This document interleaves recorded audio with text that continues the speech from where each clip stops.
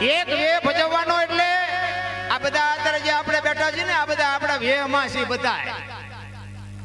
આ દરબાર ને કોળી ને ભરવાડ ને રબારી ને હરિજન ને ગઢવી ને ચારણ ને આ બધા વેહ મટી જાય પછીની વાત.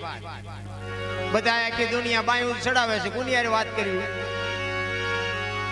હું દરબાર ને હું કોળી ને હું રબારી ને બધા એમ બોલો કઈ નકરા. હું તો એક જ વાત કરું છું, અઢારે વણમાંથી એક એક ને બોલાવો અને આમ હોળીમાં બેહારો અને હોળી દરિયામાં વેતી કરો ને એક ખીલી જાય એટલું ફાંકું પાડો. પાણી કાઢવાની બધા હરખી જ મહેનત કરે. શું કામ? બુડે છે. હવે બુડે પછી એક થવું તે પેલા એક થાવ ને આ વે મૂકવાનો છે. ઈ કે ભગત આ મારે કેટલો હેલો નથી, તમે વિયા જાઓ અને આ ખેલ ભજવો. ઈ કે હવે મારે ખેલ ભજવવાનો થતો નથી, હવે મારે આ એક જ ખેલ ભજવવો છે, તમે મને માર્ગ બતાવો. તો કે એક કામ કરો કે શું કે આજનો દી રમી આવો અને તમારા નાયકને ના પાડતા આવજો કે હવે મારે રમવું નથી. ઈ ભાઈ રમવા ગયા અને નાયકને કીધું કે ભાઈ જો હું આજ રમી લઉં, મારી બદલીમાં તારે જેને રાખવો એને રાખી લેજે, બાકી હવે પછી આપણે વે પહેરવાનો છે નહીં. ઈ કે કેમ? કે ના બસ નથી રમવું હવે. કે પણ એનું કારણ તો છે ને. તો કે હું રમતો રમતો તને એક કડી ગઈશ ને એમાં તને બધી સમજણ પડી જાય. અને પડમાં ઉતરો આમ અને પડમાં ઉતરીને બાપુ એને એક કડી ગાઈ હતી.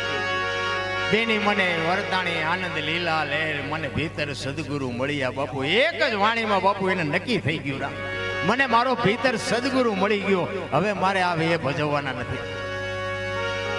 ઈ રાત રમી અને આવ્યો અને ભગત ને પાસે કર્મણ ભગત પાસે આવીને કીધું કે હવે હું મૂકીને આવ્યો અને મને હવે આ માર્ગ બતાવો. કે એમ એટલી વારમાં ન પતી જાય. ઈ 15 દી અહીંયા રોકાણા અને એક દિવસનો સમય ને હવારમાં ડેલી કોક મેડું ખખડાવા એટલે લખીરામે બારણું ખોલ્યું. 8-10 જણા હાથમાં શ્રીફળ લઈને ઉભા છે. ઈ કે કર્મણ ભગત ક્યાં? તો કે ઈ તો હુતા છે. ઈ કે જગાડો જગાડો, અમારે નાળિયેર વધેરવા છે દરિયા પીરને.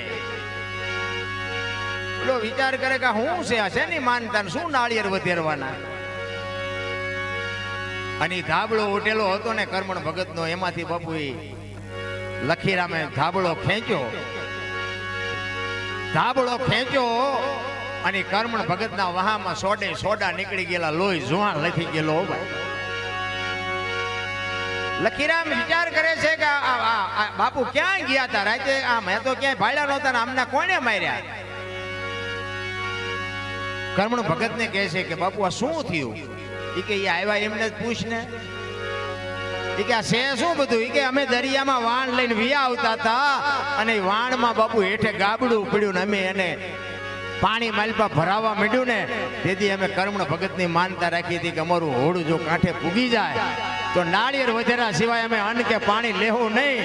અને તેથી કર્મણ ભગત કહે છે કે ઈ રાતે એને મને હાકલ કરીને તેથી એના વાહનને હેઠે તળિયું તૂટી ગયું ને ત્યાં હું વાહો ભરાવીને સવાર સુધી પડ્યો રહ્યો હતો. બાપુ મા ધર્મ તો સોડા પડાવે ઈ સમજી શકે. આખી દુનિયા બાપુ ગાદીઓ માથે બે આને મહાધર્મ કહેવાય ને આને નિજિયા ધર્મ કહેવાય. મને તો ટપ્પા જ નથી પડતા, ચારે કોઈ દુકાનો ખોલીને બેઠા છે. આ એમ સમજાય એવું નથી. રામ છેલ્લો બાપુ મહાપુરુષો કહે છે છેલ્લો પાઠ જેસલ ને તોરલે પૂરો ત્યાં દાદા ઉગમ બાપા બેઠા હતા ગાદી ઉપર. હજી સુધી ગાદી ઉપર કોઈ બેહી નથી. તેથી બાપુ દેવાયત પંડિત હતો, ખેમડીઓ કોટવાળ હતો, લાખો લોયણ હતા. બાપુ કરી નથી ગયા કાંઈ. છેલ્લે જેથી બલિરાજાનો પાઠ થયો ને તેથી ગાદી ઉપર બાપુ મેઘ ધરવો બેઠા છે. અને મેઘ ધરવાએ કીધું જોત ચલાવીને છેલ્લે કહે છે ને બકરી ઊભી ન થઈ અજિયા, એટલે જોત ચાલુ કર્યા પછી કીધું કે 4 વાગે જોત વળે અને 4 વાગે જોત વળા પહેલા આ સતયુગ ને કળિયુગ નું મિલન થાય છે ને કળિયુગ બેહી જાય છે.